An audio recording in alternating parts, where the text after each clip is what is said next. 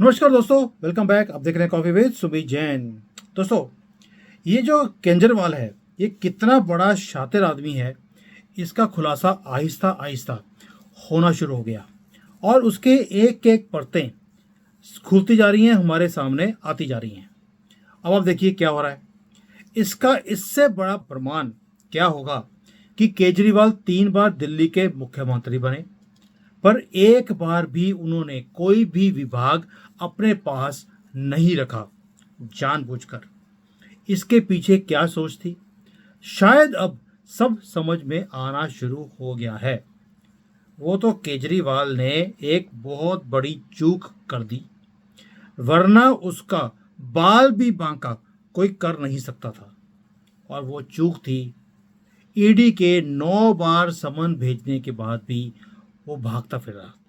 यदि वो पहले या दूसरे समन पर ईडी के दफ्तर में चले जाते, अपनी बात रख देते, शायद बात वहीं पर खत्म हो जाती। ऐसे ही जैसे उनके अपने मंत्री गहलोत के साथ हुई थी।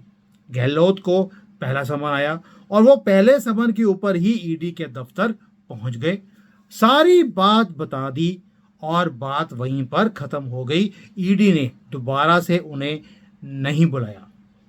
आयकर विभाग के उच्च पद पर रह चुके कंजरवाल ये जानते हैं कि पैसे का मोल क्या है और सरकार बनाने का खेल भी क्या है।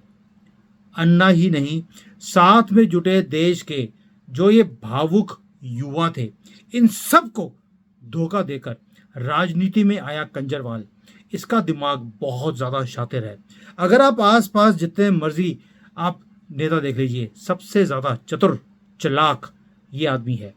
आखिर ये केजरीवाल ये घराने का बेटा है जो मूल रूप से राजस्थान के एक बिजनेस फैमिली के घराने से बिलोंग करता है और वो आज हरियाणा में रहते हैं। और नतीजा देखिए क्या हुआ। नतीजा इस कंजरवाल का ये था, सतिंदर जैन, मनीष सिसोदिया, संजय सिंह एक एक करके जेल में चले गए। और शराब कांड में मुख्य अभियुक्त एक आदमी था, विजय नायर। उसने करीब 1 साल पहले ईडी को बयान दर्ज कराया था कि वो केजरीवाल और सिसोदिया को रिपोर्ट करते थे। लेकिन गिरफ्तारी के बाद कंजरवाल ने ईडी को बताया कि नायर उन्हें रिपोर्ट नहीं करता था, अतिशी और सौरभ भारद्वाज को रिपोर्ट करता था। मतलब पहले 3 नेताओं को जेल भेज दिया और अब अतिशी और भारद्वाज को अंदर कराने की तैयारी कर चुका है ताकि खुद बाहर निकल जाए। ये है कंजरवाल की असलियत। और ये कंजरवाल इस समय जेल में है और ऐसा लगता है कि ये लंबे समय तक वहीं सड़ने वाला है। ये वहां पड़ेगा नहीं, सड़ेगा। और कंजरवाल की जिद है और जिद पे अड़ा भी हुआ है कि वो मुख्यमंत्री की पद से इस्तीफा नहीं देगा, वो कुर्सी को नहीं छोड़ेगा और जेल से ही सरकार को चलाएगा। भी जाहिर है ऐसा संभव तो है नहीं, तो सरकार कैसे चलेगी। भी चुनावी जो अधिसूचना होती है वो जारी हो चुकी है, यानी कि केंद्र सरकार वहां इमरजेंसी या जिसको राष्ट्रपति शासन है वो भी नहीं लगा सकती। तो क्या लालू की तरह केजरीवाल भी अपनी सत्ता पत्नी को सौंपेंगे? सुनीता केजरीवाल ऑलरेडी मुख्यमंत्री की कुर्सी को ऐसे चिपक के बैठी है जैसे कि किसी बच्चे को पकड़ा हो। यानी कि उन्होंने अपनी मुख्यमंत्री की कुर्सी को पहले से ही संभाल के रखा हुआ है। उस पर बैठकर केजरीवाल के पुराने लिखे हुए डिक्टेशन दी हुई संदेश जारी करती रहती है। संतोष की बात मुझे एक ही है, वो ये है कि वो राबड़ी देवी की तरह अंगूठा छाप नहीं है। वो खुद भी आयकर, जिसको इनकम टैक्स डिपार्टमेंट बोलते हैं, उसके अंदर वो काम कर चुकी है। और सुनीता है कि उसके कंधों के ऊपर कंजरवाल ने इतना बोझ डाल दिया है कि कुछ कहने की बात नहीं है। लोकसभा का जो सारा ये प्रचार अभियान है वो उस लेडी के ऊपर आ गया है, बेचारी सुनीता के ऊपर। और देखना यह है कि दिल्ली की जनता अब क्या सोच रही है।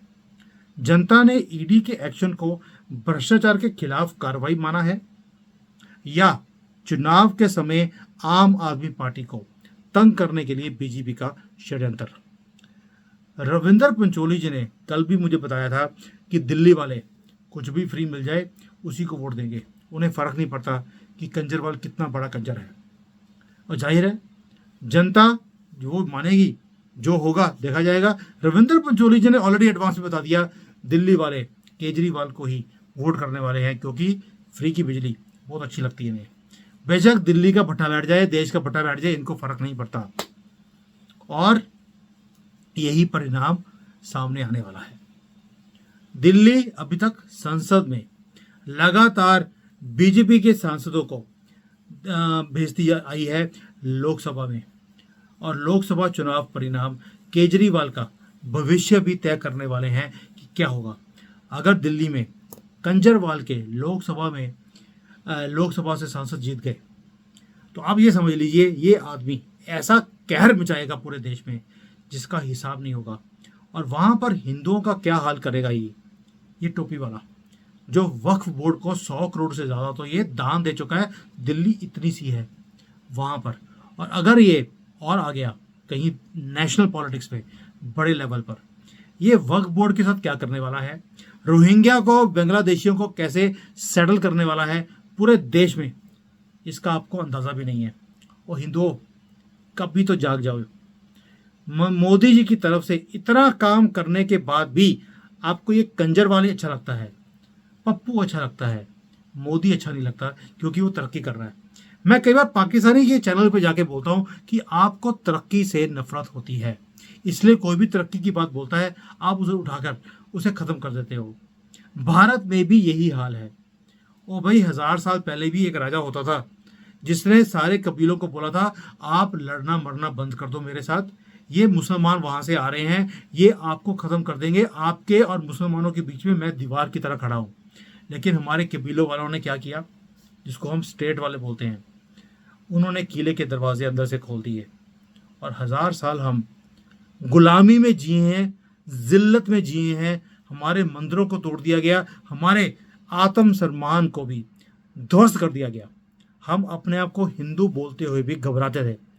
और यही पूरी प्लानिंग कंजरवाल हो, वो आम ये कांग्रेस वाले हो, राहुल गंदगी हो, मोहब्बत की दुकान तो खोल के बैठा वो। मोहब्बत मुसलमानों से दुकान आपके लिए, जहाँ पर आपको बेचा जाएगा, कत्लेआम आपका किया जाएगा। और मोमिन्स के लिए तो ऑलरेडी 600 मिनिस्ट्रियाँ बनाई हुई हैं, 600 मिनिस्ट्रियाँ हैं उनकी फेवर की, और आपकी फेवर की एक भी चीज़ नहीं है। कॉन्स्टिट्यूशन में उनका नाम दिया है, आप तो कॉन्स्टिट्यूशन के पार्ट ही भी नहीं हो। सिर्फ आपके देवी देवताओं की फोटोएं थी जो जवाहरलाल नेहरू ने डिलीट करवा दी अंबेडकर के मरने के बाद। कॉन्स्टिट्यूशन में अब कोई भी भगवान की मूर्ति फोटो नहीं है, जबकि वहां पर राम राज्य की बातें बोली गई थी ओरिजिनल कॉन्स्टिट्यूशन में। ये है सारा कंजरवाल, कांग्रेस और अपोजिशन पार्टीज का एजेंडा, सनातन को खत्म करना है। और आप अभी भी वही 200-300 यूनिट फ्री के चक्कर में इन्हीं को लेकर आओगे। यही है आपका दिल्ली वालों TNA। देखते हैं अभी अकल आई है या अभी भी इसके चंगुल में फंसे रहोगे, क्योंकि आप जो करोगे उसके हिसाब से देश में क्या होगा उसके ऊपर असर पड़ेगा। देखते हैं क्या होता है। जय हिंद दोस्तों, Vande Mataram. Hi there. If you liked the video, please don't forget to smash the like button, subscribe to our channel, and activate the bell icon so that you receive all notifications whenever we upload a new video. Thanks for watching.